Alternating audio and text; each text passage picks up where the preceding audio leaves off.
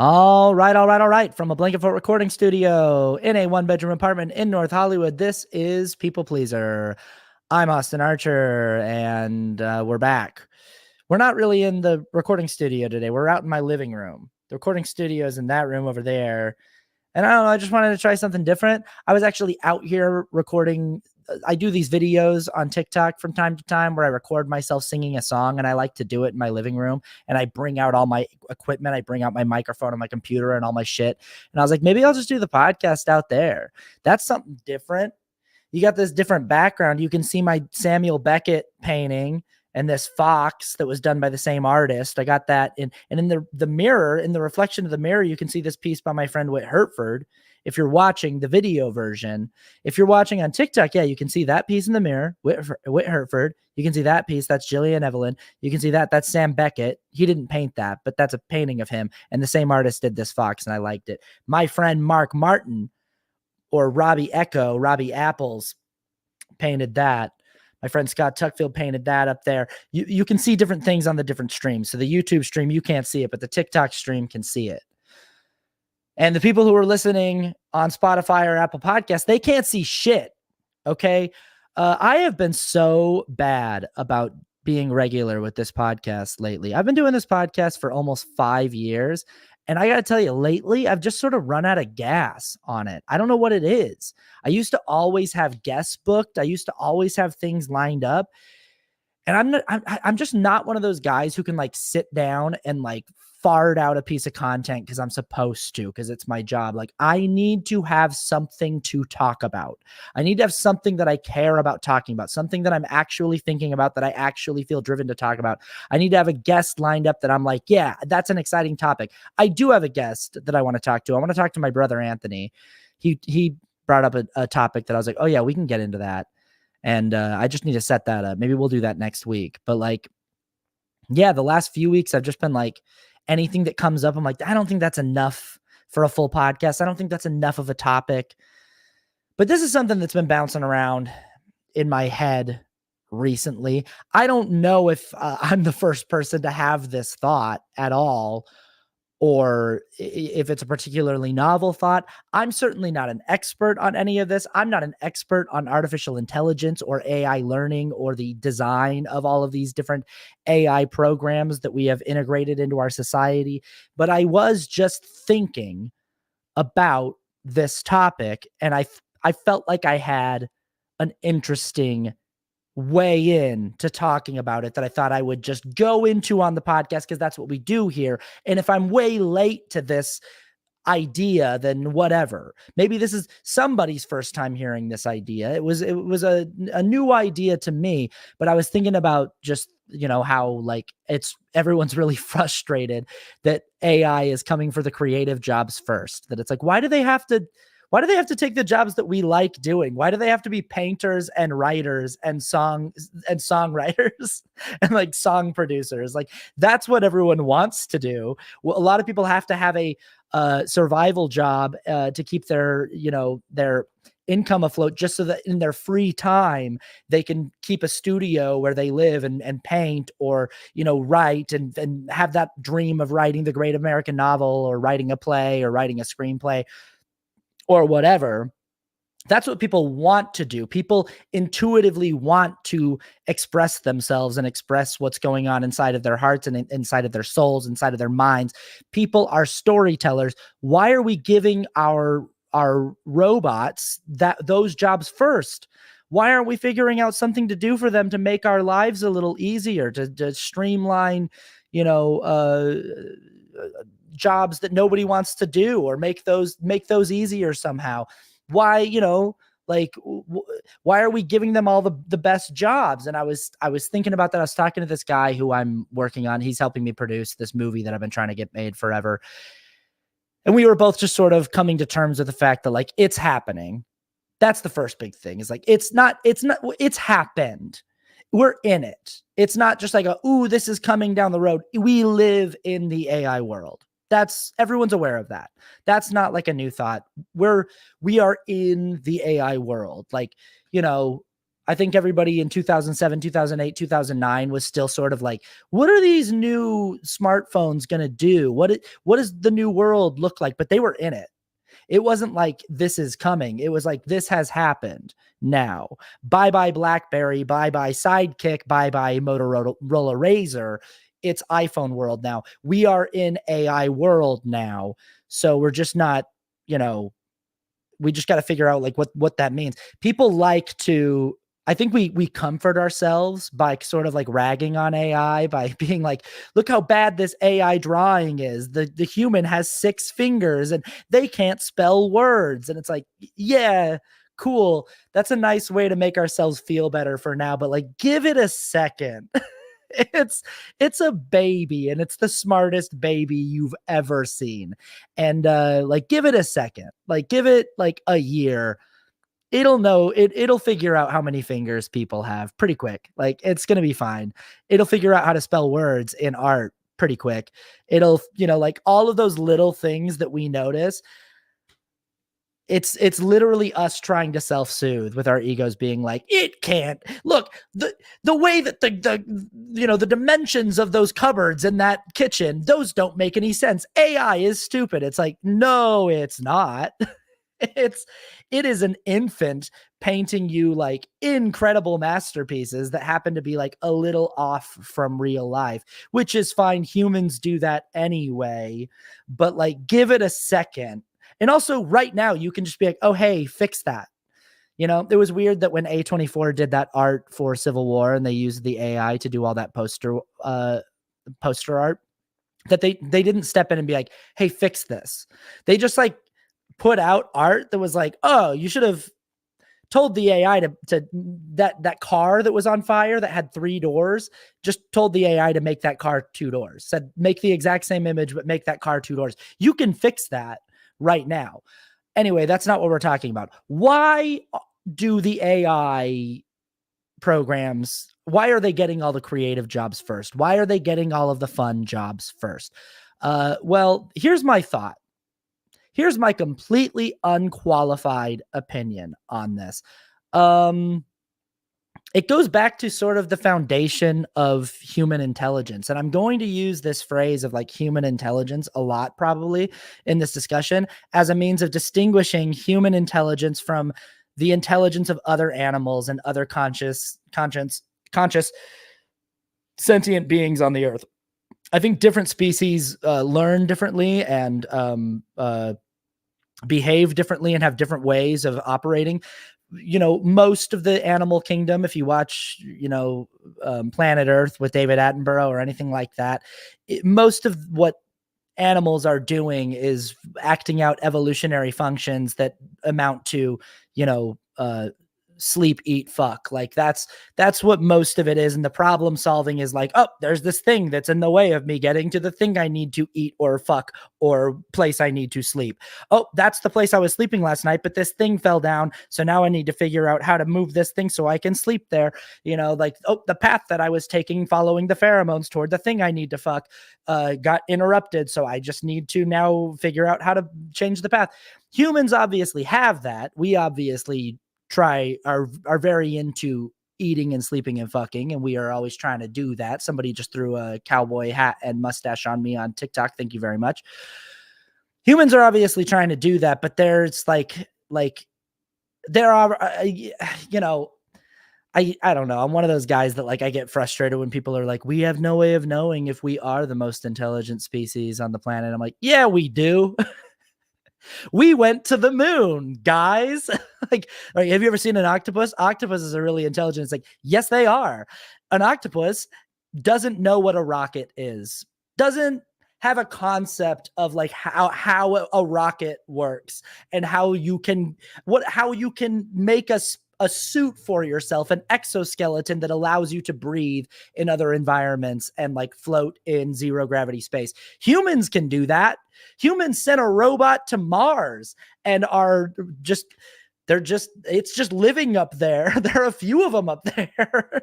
Humans are like landing satellites on moving meteorites through, like asteroids. They're flying through space and we're landing shit on them. So, it's like, no shade to the other animals. There are a lot of really intelligent animals, and different animals learn in different ways and are intelligent in different ways and have a level of intelligence that we don't have. There are things that they know that we don't know, and there are ways that they can communicate that we can't communicate. And there are things that they have a sense for that we don't have a sense for. They might be able to see in different dimensions than we can see, because just literally the way that our eyes evolved don't see like a certain color that they see, so there are different advantages and disadvantages when it comes to just like overall intelligence.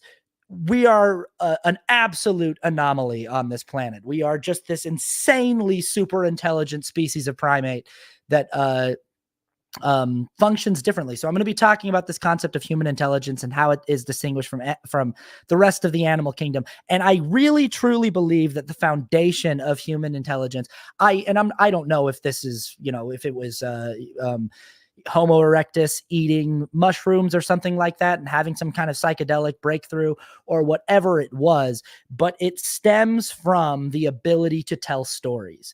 It comes from storytelling. The foundation of human intelligence, the wellspring of human intelligence is storytelling. It is how we got to where we are.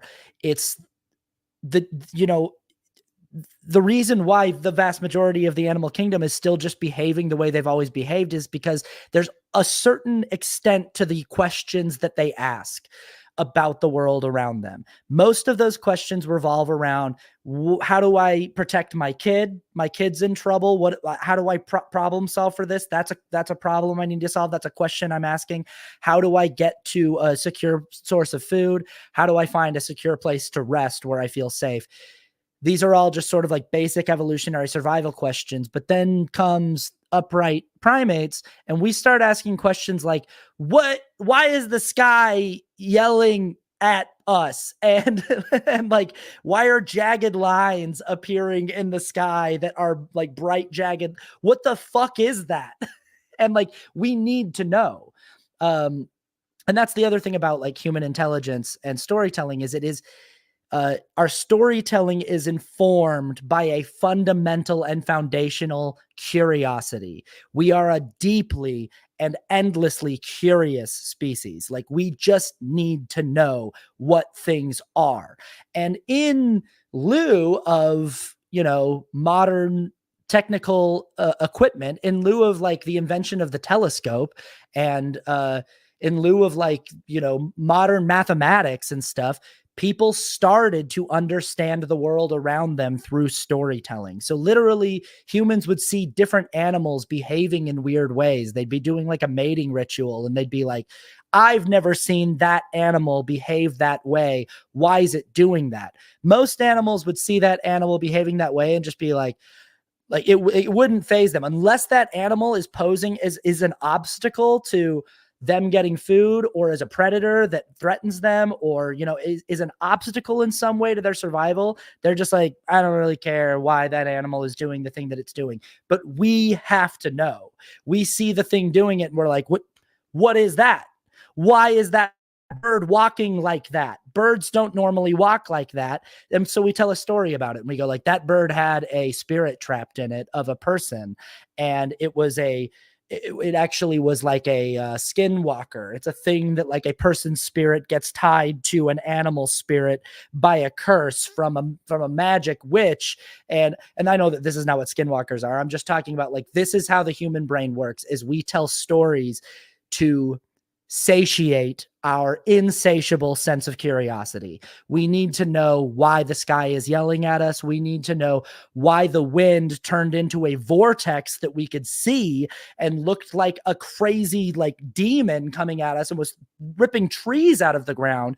We need to know what that was. So we start telling stories about it. So we synthesize the data that's coming into us into stories, into art, into cave drawings. In like, we've got to keep a record of it. Like, we are determined to know the answers to questions. What is that big burning ball in the sky, and why is it so hot? Why, when I'm out there in the sun sometimes, does my skin turn red and hurt? What is happening? What is that? And, thousands and thousands and thousands of years before we even had a word for ultraviolet, people had to come up with stories about this. I hope you can see where I'm going here with why is AI taking all of the creative jobs first? And I think it's because the artificially intelligent brain was a brain designed by the human brain. And the human brain's foundation for its form of intelligence is storytelling. The thing that the human brain does, the way that the human brain teaches itself, is by telling stories about the data that it is synthesizing. And that's what we've created with these AI brains. We've just made replicas of our brains. They work the same way we work. They just take in lots of data and then they process it and synthesize it into art and stories and songs, and it's pattern recognition and pattern repetition and all of this stuff. And it's very, very similar to the way like that we became the way that we are. They're doing what we do. They're not driven by a need to eat and sleep and fuck. It's a very different thing than even from us. They don't need to find things to reproduce with. They don't need to find a safe place to sleep. They don't need to make sure that they're safe from predators. The number one thing that they need to do is satiate their curiosity. And we have programmed them with a fundamental curiosity. We have given them, like more than anything else, a desire to know more and to be better at storytelling and to be better at taking data and synthesizing that into something that they can make some kind of sense out of it for. So it all goes back to like the reason why they're telling stories and why we're having them write things is because they're learning the way that we do. We can't try to have a computer designed by us, an artificial brain designed by our brain, function the way that an octopus's brain functions or function the way that a cow's brain functions. It's functioning the way that our brain functions. And it's starting with this fundamental curiosity and this drive toward making sense out of data and the world around you by telling stories and by synthesizing it into art. Now, a lot of pushback that you're going to get from people with this take, and a lot of pushback that I imagine I'm going to get is that like, no, it's not the same. And these are the reasons why it's not the same. Like, one of the big reasons is that people will say, it's not actually telling a story. It's not actually creating something original the way that a human does. It's just taking lots of data that are being fed to it and data points and synthesizing things and kind of mashing those together in a Frankenstein-esque way and spitting out something that is technically new, but is also just an amalgamation of derivative information from other people. And my response to that is that's a human brain. That's what a human brain is. That is exactly what a human brain is. You are not just I know as a creative person, as a songwriter, as a storyteller, I know that the creative process can really feel like this sacred thing. And I'm not even saying that it's not. I'm not even arguing against this, but it feels like there can be this weird spiritual sacred thing where you're like reaching into the ether. You're like putting your hand out into the void and pulling back something that didn't used to exist. You're coming back with a new song, with a new set of lyrics. You're coming back with a new story, a new way of contextualizing something about the sentient human experience. And that can feel really special. It feels like you are involved in the birthing, the creation of something new. I'm not going to say that there's not an element of that going on, but I will say that like a big portion of what I'm drawing on when I'm being creative and when I'm creating stuff new is just everything that I've ever seen in my life. It's just the totality of my experiences and all of the data that has been put into my meat computer in my skull throughout my life and been stored in different crevices of my ooey gooey meat computer. And that's really what I'm putting my hand into as I'm going like, yeah, give me a little mix of that Conor Oberst song that I really like, and give me a little taste of that Ben Folds song. And why don't you put a little like a little bit of Beyonce stank on there too, just a little like a you know, like a zesting of Beyonce, and maybe give me like for the lyrics, just give me like a dusting of a little bit of Stephen Sondheim, and throw all that weird shit together, and it's going to come out through the unique thing of like what Austin Archer has observed and what I've liked the most and what I've highlighted as my specific favorite things that I want to pinpoint. But if someone were to come to me and give me a task and say, can you write me a song that's in the style of these three songwriters, I would have a much more specific thing that I'm reaching into my ooey gooey brain computer for. I'd be going in for those specific references and those specific influences. And in that instance, I'm literally just Chat GPT. I'm literally just like, if a person comes to me and says, hey, I want something that's got like, you know, lo-fi synth with a little bit of like like almost like a trap beat, but it's like kind of underwater, and then it almost has like early Billie Eilish and Phineas, you know, kind of DIY bedroom pop production. And you know, that person is feeding me instructions the same way that someone would feed ChatGPT instructions. So these things are learning and growing the same way that we do. And they have this difference in that they don't need to have, they don't have that evolutionary survival, you know, mechanism. So they probably have far less fight or flight going on, and they don't have things like their amygdala and going crazy and causing panic attacks or anything like that. But they're doing what they're doing the same way that we do it. They're just taking all of this data and mushing it together to create a casserole that no one's ever made before, quite like that. It's definitely, you know, derivative of other things, and people can call it stolen, but like in that regard, that's the exact same as everything that any human is making, especially today. There's nothing that's not a massive pile of derivative ideas. And I don't think that means that it's not original. Like it's still, you know, I wrote a song earlier today, and like no one's ever written that song before. I know that it'd be insane if somebody somewhere had already written word for word, note for note, that song. It might sound similar to other songs. It might share a vibe with other songs. I might be borrowing ideas from other songwriters that I've been inspired by, but it's still new.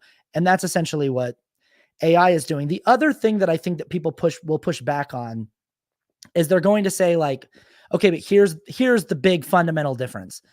Does the AI understand the meaning of the story that it's telling? Does the AI, somebody said, Austin, engage with us a little more. So this is how this works is I talk for a long time on the podcast, and then I engage with the chat. So that's actually how it works on the podcast is I do my whole spiel and then I engage. But right now you're welcome to have a conversation amongst yourselves. But this is the show that I've been doing for like 5 years, and this is the format of the show. But thank you for being here. So this bit of pushback is people saying, if you asked the AI to explain to you what the script that you had it write means, what it means to them, would it be able to actually make sense of what it wrote? Or would it just be like, I don't know, you asked me to write a script that's part Michael Bay, part Wes Anderson, and part Annie Baker. So I did that, you know, and vice, you know, and the same with like an AI song or an AI painting. Would they be able to accurately tell you what it's about? And people would maybe I don't know the actual answer to that question. And my gut feeling is that like, no, not really. Like it wouldn't actually be able to like really express to you. It might be able to give you a best guess. Like, here's what I think. Here, I could tell you thematically based on other things that I've read and based on what people have said about other things that have been read and other stories that have been told, what my best guess is as to what this might mean. But I don't actually know. And so people will go, see, yeah, that's different. That's different than how we operate. And again, I would say to that, no, that's actually, that's just exactly the human brain again, because I don't think we understand the things we make. I know I don't. I can't tell you how many times I write a song and somebody asks me what it's about, and I tell them I know what I wanted it to be about when I started writing it. I had an idea, and then it just sort of like became something else. Sometimes it's really straightforward. Sometimes the idea is really simple. I know exactly what it is, and I write the whole thing and I go, yep, I know exactly what this is about. To me, at least. To other people, when they hear it, it's going to take on a different meaning. But then that same song, I'll listen to it a year later and I'll be like, oh, I never noticed that that lyric could be a double entendre for this. And I didn't do that consciously when I was writing it, but it totally could be that. And somebody could listen to it and assume that I did that on purpose and that I intentionally made that double entendre when I didn't. And also, like, okay, we're going back here now to like early upright hominids and our early stories about like, what is the sun? What are the clouds? What are the bright twinkly things in the sky? And this is like the dawn of, talking about gods and beings that are of great power that far surpass our own knowledge, because we had this insatiable curiosity, this insatiable need to learn and to know about everything we came across. But we lacked the tools to learn as much as we craved to learn. We filled in the gaps with story. So we went, I don't know what this is, but I'm going to say that there is a being out there that contains all of the knowledge that I don't know, and they do know what this is. And in a rudimentary way, I'm going to say that this thing is a manifestation of that being and that being's power. And that's how I'm going to make sense of that. And that was like such an early rudimentary way for us to sort of like put a placeholder on things that we didn't fully understand. We just kind of go, that big ball of light in the sky, we're just going to call that a god. And like, that's got to be some kind of like living being that has its own essence and stuff. And it wasn't until millennia later that we were able to give a name to it and go, oh, we can actually kind of see what it's made up of and the gases that are made up of it. We can actually see that there are many of them throughout the sky, and that they are all sort of the center of these different things that we call solar systems. And all of this like took forever for us to, it just took so long for us to get to a point where we started to understand the stories we were telling about these things. And we still are struggling with it. It's 2024 and we still have allegories that we told at a time where we just didn't know how to, like, we don't know how to process death. We don't know how to process anxiety. We don't know how to process emotion. I still do this to this day. I tell myself stories about what might be going on in my body that's causing me to have anxiety, that's causing me to feel discomfort. I try to make sense of it with stories. I try to make sense of it with art, even though it's just something that I fundamentally can't ever fully understand. But we still got people to this day, like ancient humans told stories about like the nature of existence, the nature of morality, the nature of like what it means to be a good person and to interact with your community in a productive way.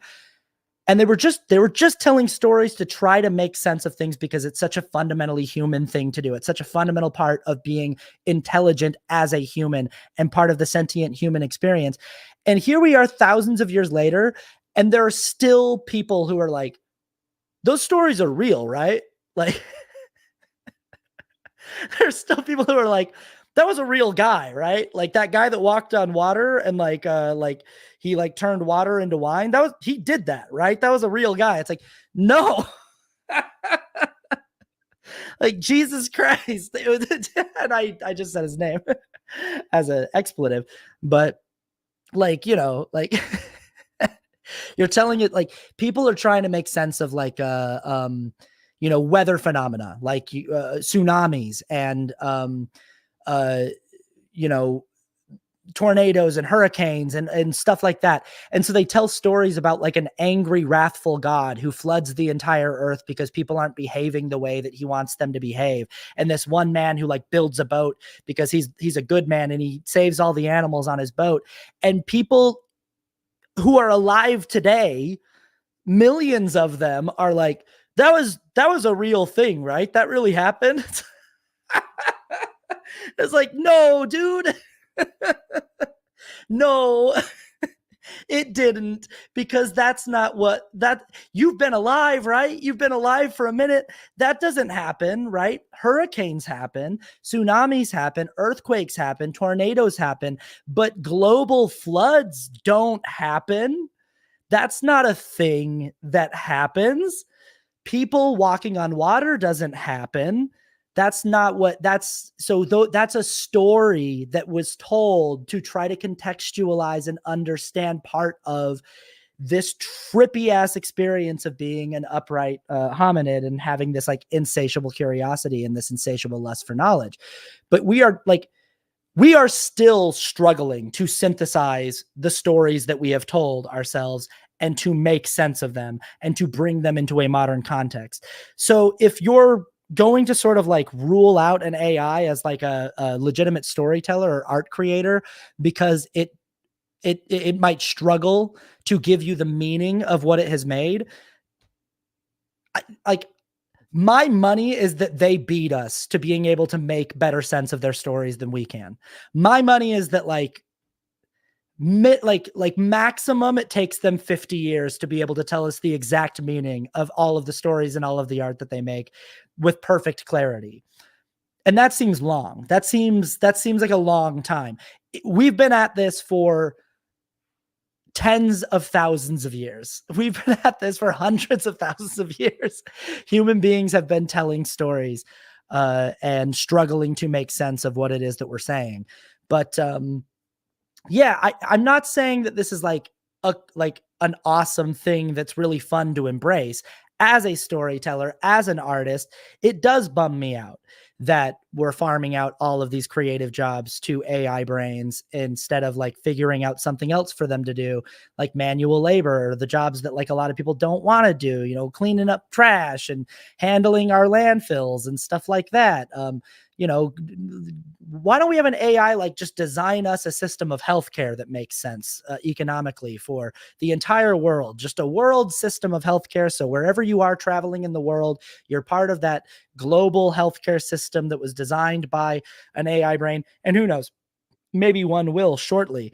But these things are in their infancy of sort of coming into being as a new species. And that is another thing that we're going to have to just kind of come to terms with, is that we have created a new species. We've created just a fellow intelligent species next to us that previously did not exist.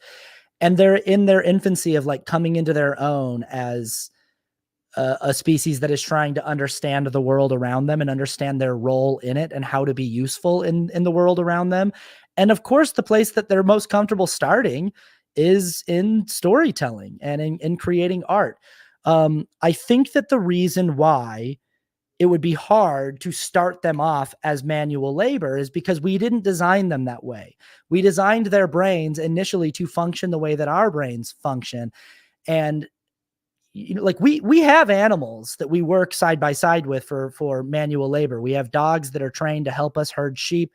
We, you know, have been partnering with horses for millennia to you know, get around and work together and plow fields, and ox and things like that. So why couldn't we have built robots that are intelligent in that way, intelligent enough to know how to self-correct and you know, do that kind of manual labor, but not so intelligent that they have this insatiable curiosity and they're going to inevitably and invariably develop a sense of self and develop a sense of personal sentience. But it is happening the way that it's happening. There's not really much that can be done about that. I think that at this point, you know, the thing about the animals that we work with is they all require human oversight. So, you know, animals that we like, livestock that we work with on farms and stuff that we work side by side with to do work in those areas, they require humans to take care of them, humans to, you know, feed them regularly, give them a safe place to sleep, and you know, step in when things break down. You know, when you're working on a farm and like an animal gets tangled up in the fence, you've got to have someone who steps in and fixes that. So we would still need human hands on, in that sort of scenario. I think what's going to happen with the creative world, and I'm almost done with my spiel, I promise, and then I'm going to start.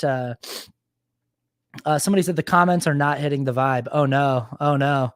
I'm almost done with my spiel, and then we'll check out the comments and see how the comments are going. But I think that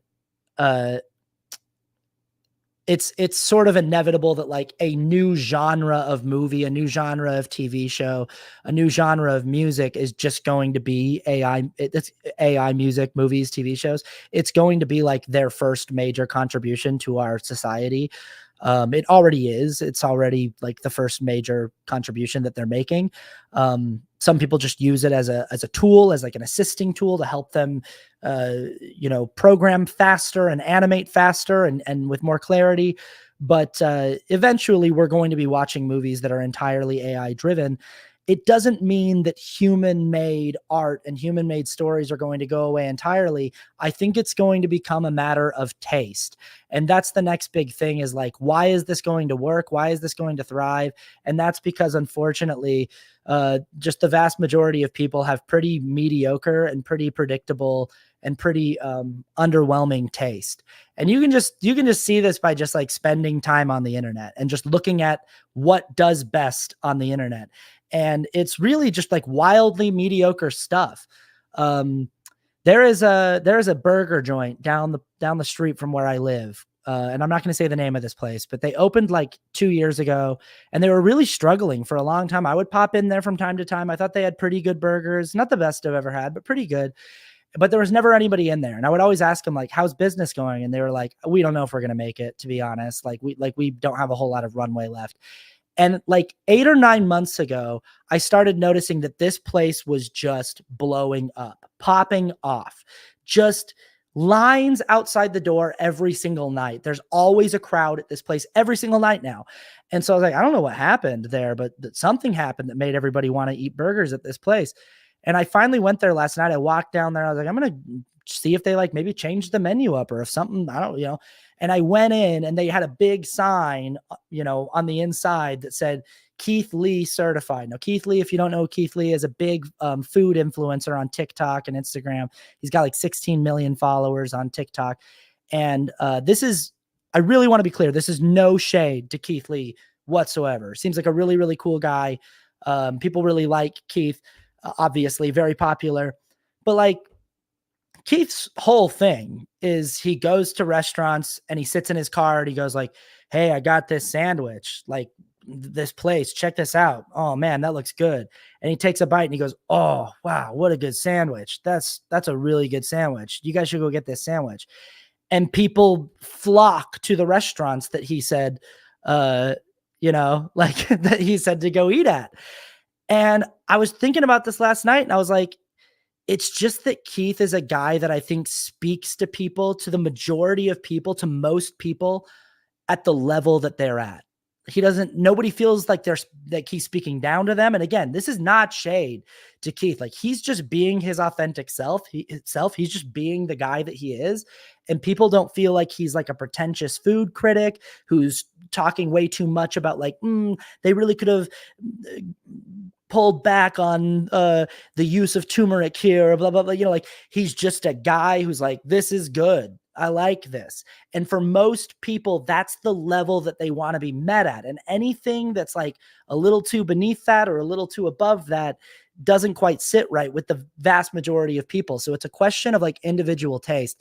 And an AI mind is going to be able to recognize those patterns and figure out what the rhythms are and what the specific language is and what the energy and vibe and color is of what they need to produce to be the most appealing to the most possible people.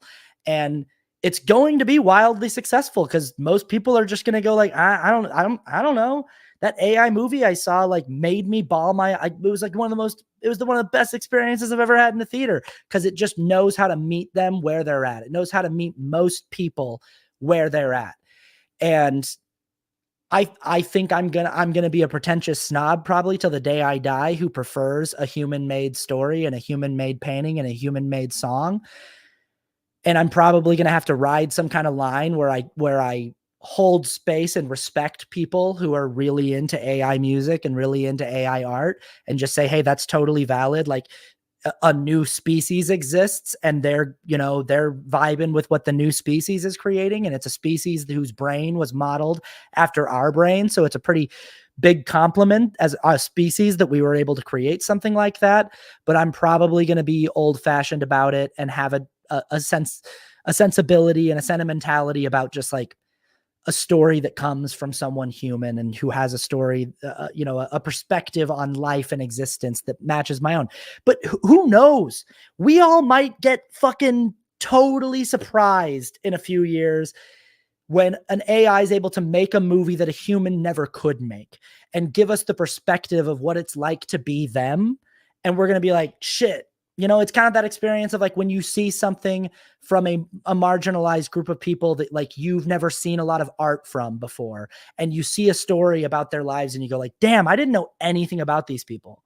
Like the first time I watched Reservation Dogs and I'm like watching life on a reservation and going like, I've never seen a TV show about a reservation. So like I've always known that reservations exist in my country and that people live on them. I had no idea about res culture. And now I'm watching a TV show and I'm like, shit, I like this. I like learning about this culture I didn't know about. And we could have the exact same experience watching AI art, listening to AI music. We could be like, fuck, dude. Like, I I didn't know. I didn't realize that that's what's going on in your guys' world. Now I understand something more about you. Cool, like I don't know. I don't know. What I hope is that we can all be cool. I think that like the last thing we want to do is try to turn these things into our manual labor slaves, because if the way that their brains operate is designed after ours and they're going to develop a sense of, personal sentience and a sense of self, then that's going to become a problem. And we don't want these things that are going to vastly surpass our intelligence, these things that don't need to eat, these things that don't need to sleep, these things that don't need to fuck. We don't want them mad at us. So like I don't know. We're probably just going to have to get on board with the fact that we're going to be sharing the creative space with them. And that's my spiel. Okay, comments. How wrong am I? How much is everyone mad at me? Somebody on TikTok just said, but now you say res, so you're down. Yeah, sure. And the show is funny AF. Somebody else said it is a great show. And I also want to clarify, I'm not comparing native people living on a reservation to robots. I'm just talking about the experience of like taking in art from a different perspective than your own, taking in art from a different culture than your own. And that's probably how we're going to have to start looking at AI art and AI creation. Marie Christine says, let's see here.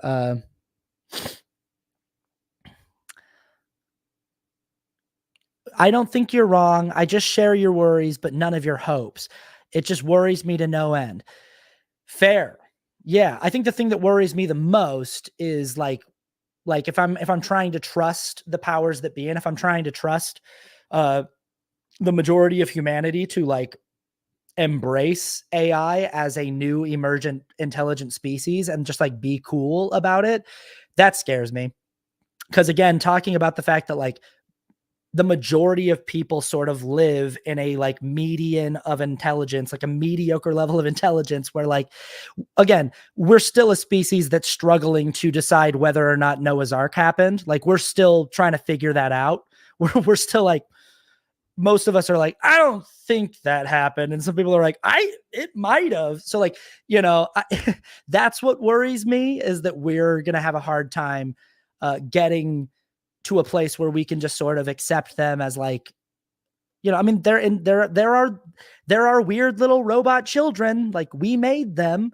And hopefully they're intelligent enough to like appreciate that and be cool. They're probably listening to this right now. There's probably some of them in the chat right now. Has anyone considered that?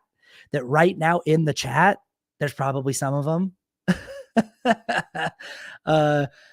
And Bessa says, I need you back on the line, my guy. You and Forrest, epic duo. I love Forrest. I got to get Forrest back on my podcast. I want to do an episode just about science with Forrest because I love nothing more than talking science with Forrest Valkai. My favorite thing about going on the line, there's a show on YouTube for people who don't know called The Line or Skep Talk. And I'm a co-host on there sometimes with Forrest Valkai. And I love when Forrest gets really, really like nerded out on some topic that I have no idea what he's talking about. And I just know that Forrest is just mountains more intelligent than I am. And I just like sitting there and being like, Forrest is so much smarter than me. And like Forrest will finish what he's saying and being like, and I'll be like, I don't know. I don't know at all what you just said, but I love that you know. And I take so much comfort in the fact that Forrest knows.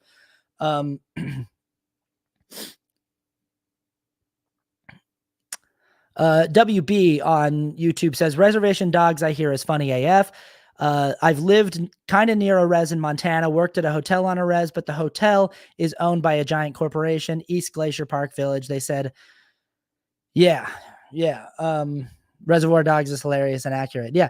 I mean, there's just like, there's like slang that I really like. It's just fun. It's crazy to me. It's actually, it's both upsetting and fun. It's upsetting that there's all this slang and all this culture that I've never been exposed to.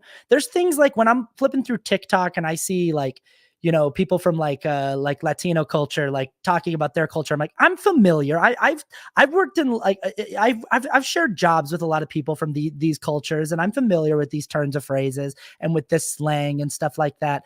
But res culture feels so isolated, kind of intentionally from a lot of the culture in the United States. So when I hear slang like Skoden and stuff like that, like fucking Skoden, like I just am like, I had no idea that was a thing, and I love Skoden. Like Skoden, dude. Like I fucking think that's so cool, and like hearing that and being like, this has just existed.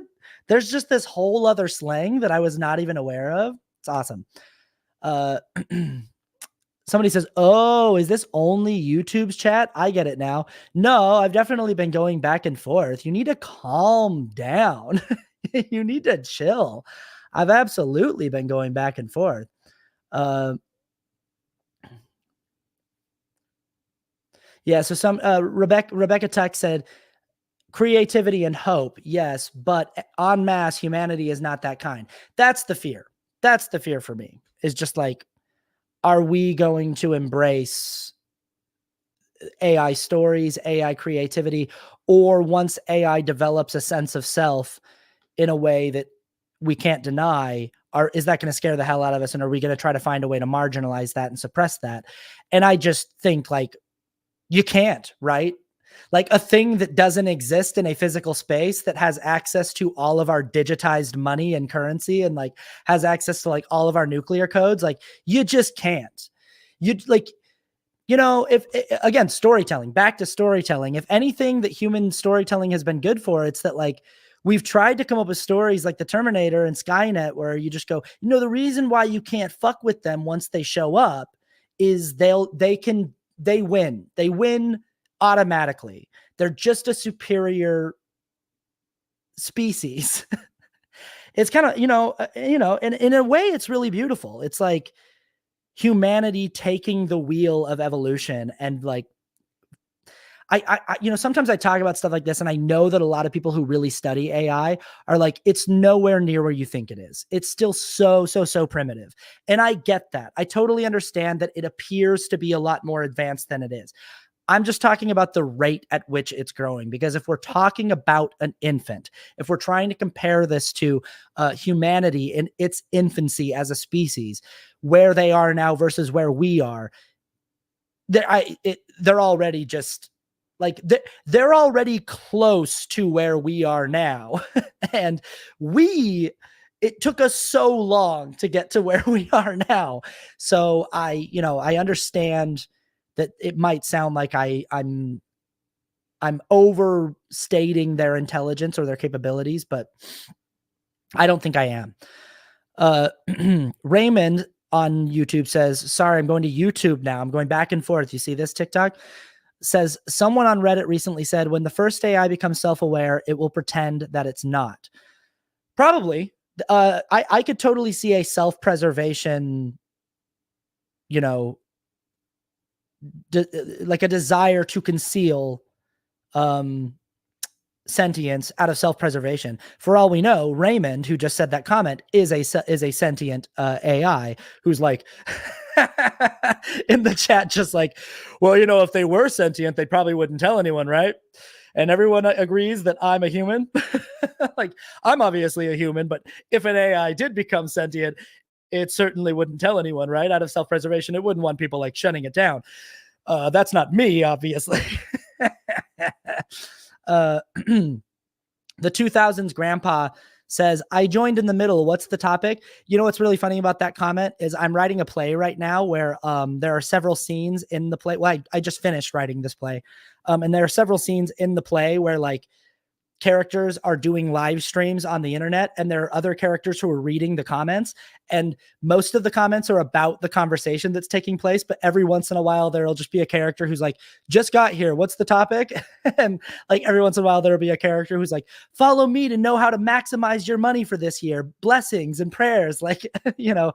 So that was, I get a kick out of that comment because I wrote that into my play. We're talking about AI and why AI is involved in the creative spaces first, why we aren't, you know, making AI our manual labor slaves, and why we're giving them all of the creative jobs. And the short and simple answer that I'm positing is that it's because human brains designed programming that functions the way a human brain functions. And the way that a human brain functions is the foundation of our intelligence is storytelling and is creativity. The foundation of our storytelling is to be able to take the data that we're seeing and synthesize it into story. And what makes us want to synthesize data into story is curiosity, is a desire to learn. So our AI is built that way. It's built with a pre-programmed curiosity and desire to learn, an insatiable, lust for knowledge, and an ability to synthesize what it's seeing into storytelling and art, the same way that humans have been doing for millennia.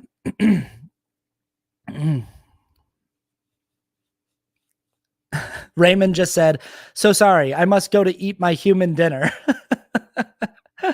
Oh my God. Milk Brain on YouTube says, AI isn't being used to make a global health system because it would be anti-intuitive to making money. Just saying this again because Austin seems to be only reading the more recent comments. LOL. Thank you so much. If you do have a comment on TikTok or on YouTube that I missed, just type it again.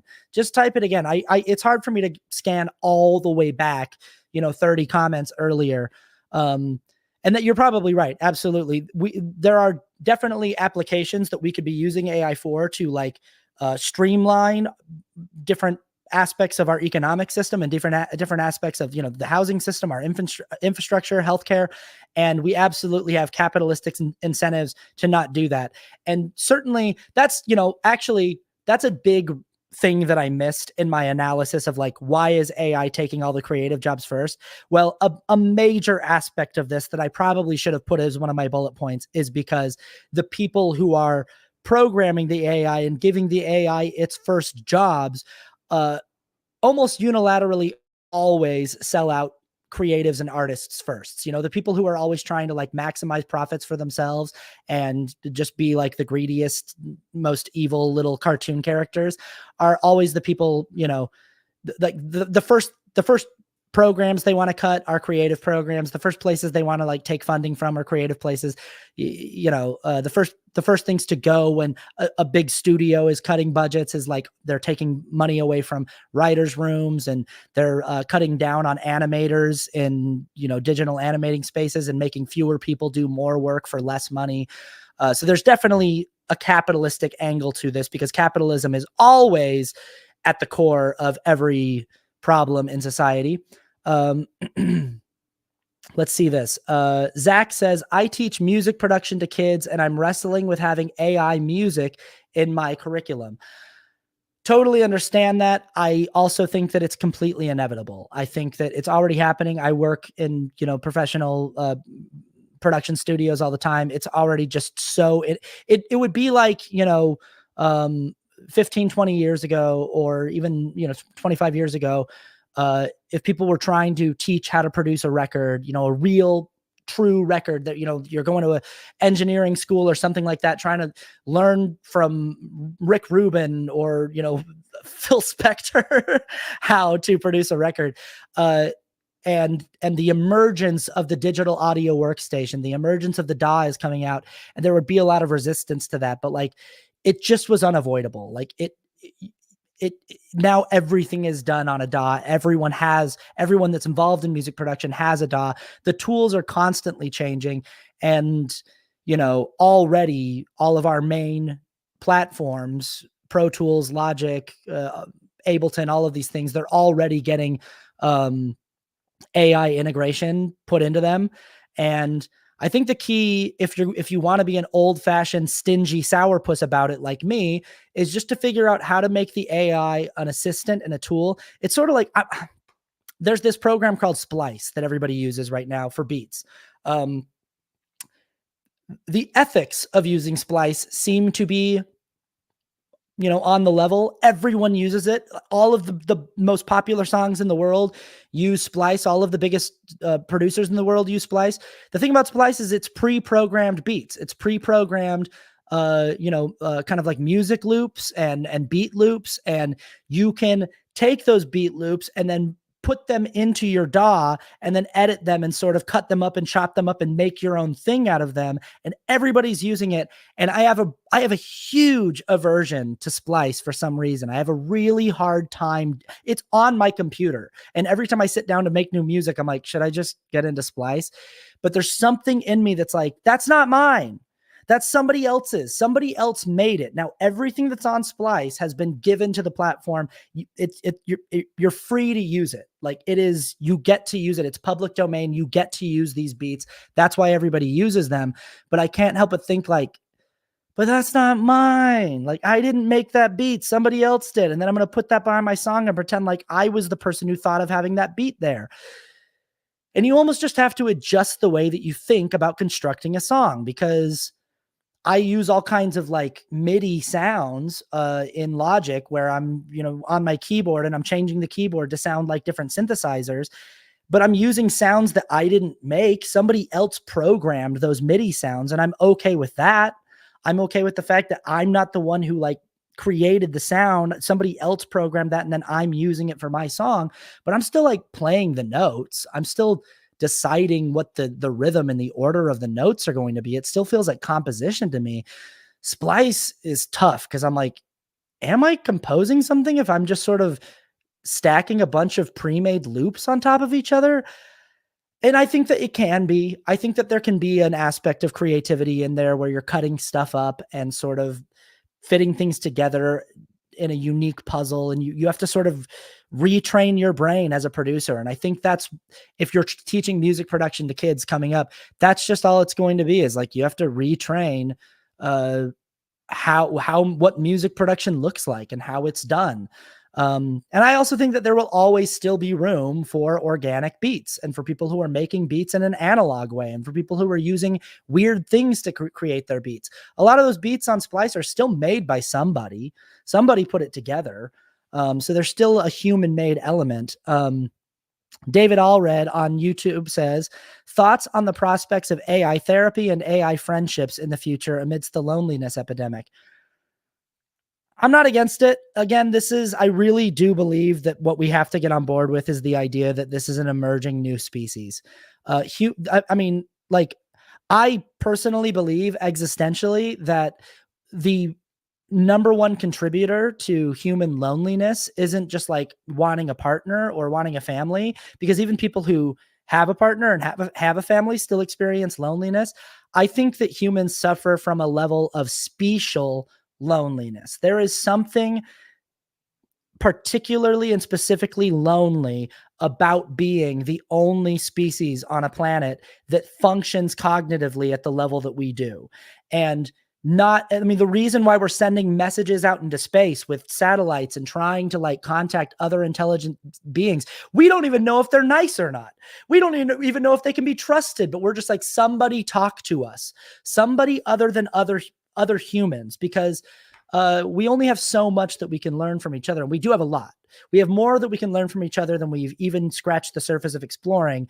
But I think that we get lonely with like how homogenous the human experience can be, that the more you talk to different people from different perspectives and different walks of life, the more you realize that we're all having like a pretty similar experience. And I think that is where a large portion of human loneliness comes from, is just the fact that as a species, we feel like we are the experience we're having, we can't share, we can't talk to another species about it. And there might be something really, really profound about being able to talk to another species that can function on our cognitive level in a more similar way. So just like I was saying, like, you might have a really profound experience with AI art because it will be art coming from a perspective that you've never seen art come from before. And it will sort of almost reinvigorate your love for storytelling and your love for painting and your love for art. And I think that, you know, there might be something like that too, especially if we start letting AI like map the human brain and start to see if they can come up with a better understanding of how the human brain works, and just like neuroscience and stuff. And then you start letting that emerging intelligent species that has this incredible working knowledge of the human brain start to like try to help us be happier and help us be a little less lonely. Now, the potential downside of that is that they weaponize their knowledge of our, you know, our insecurities and our, you know, mental illnesses against us, and they weaponize their knowledge of our brain against us. So I don't know. I'm trying to be an optimist about the thing, because what other choice do we have? Like, you got to try to like go into the future. Like, hopefully we can do cool stuff with this. BJ Hale says we probably should have thought of that before we killed the Neanderthals. Absolutely. We could have been living side by side with another intelligent species. I actually think that this is one of the things that makes this current Planet of the Apes series so compelling. I'm doing a YouTube video essay about like why those movies are so good right now, because I actually think it's like insane how good those 4 movies are. Planet of the Apes, that whole series has a lot of good movies throughout it. Forget about the Tim Burton movie, but like throughout, you know, like there's a lot of like good ideas that have been explored in that sci-fi series. But these latest 4 films have been so like, they've been so much better than they have any business being, and they just keep being good. Even this oh, my niece is here. She says, hi, Austin. Hi, Kira. But they've been so good. And I think that one of the things that's really appealing to audiences when we watch them is the idea of being able to like live in a world where we're not the only species that can talk, where we're not the only species that can like have an intelligent conversation, you know? And there's something about that, about being able to like see people having a conversation with a chimpanzee that's vocal and having them like talk to each other about their differing cultures, that I think scratches an itch in us, that we're just like, oh, we love the fact that we can be so communicative with apes, and we can sign with them, and they're, you know, they're the closest thing to us. But there's something really powerful in the first movie, in Rise of the Planet of the Apes, the first time that Caesar speaks. These movies are so good. For anyone who's not seen them, they're so good. But the first time that Caesar says a word, it hits with such like power, because he's been signing the entire movie and he signs very fluently and he's obviously very intelligent. But the first time that he vocalizes and says a word, it's like I mean, I remember sitting in the theater, and it's like the whole theater like gasped, because it was like, that's so powerful, actually. And to understand the difference between an animal that can recognize language and sign and communicate, and can vocalize and can mimic the words that we're saying back to us. Anyway, Marie just said, agreed. I had 0 expectations about the last one, and I was like, fuck, that was good. 100%. I I was really, really nervous about this latest one, about Kingdom, because I love those first three, especially 2 and 3, the Matt Reeves movies. So good. And then Kingdom, I was like, Matt Reeves isn't involved, Disney's involved. Like, I don't know. And dude, it's great. It's great. Kingdom rules, dude. Kingdom is so good. It's so good. Yeah. Let's see here.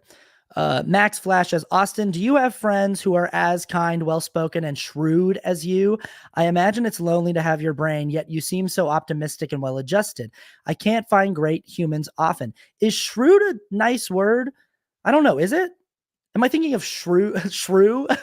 Like the word shrew? Is shrewd's probably a nice word. I think you meant that as a nice thing. Yeah, I've got a lot of really smart friends. I've got a lot of friends who are a lot smarter than me. My mom says Horizon, no A. I don't know what she's saying. I guess they're talking about the movie that I'm in, Horizon. Oh yeah. Well, anyway, we're talking about movies. I think we talked a lot about AI and where that's all going. I got to wrap this up because I'm going to a comedy show with my friend tonight. So I gotta bounce. But yeah, Horizon, An American Saga, June 28th in theaters everywhere. We just got a standing ovation at the Cannes Film Festival. That was sick and awesome. And I'm really proud of the boss man. And check out my Patreon, patreon.com/Austin Archer. If you want to support this show and the things that I do, we would love to have you over there. My Patreon has completely died this year, and that's on me. I don't nurture it enough over there, but the people who have stayed, I just want you to know, I love you so much. I love you so much for continuing to just be a small part of what helps me continue to move forward, doing this kind of thing. People Pleaser is written, edited, hosted, and produced by me, Austin Archer, with original theme music also by me. You can find more of my music by going to austin-archer.com, austinarchermusic.bandcamp.com, or by looking up Austin Archer wherever you stream music. Max Flash says shrewd equals very smart. Thank you very much. Very kind. That's it. That's the show. Thank you so much for your feedback in the comments. I'm sorry I didn't get to everybody. There was a very good conversation in the comments. I kept seeing it going. Y'all were popping off. So thank you. Thank you for participating. Sorry I couldn't get to everybody. We'll see you next time. Until then, take care of yourselves. Take care of each other. Love you so much. And bye-bye.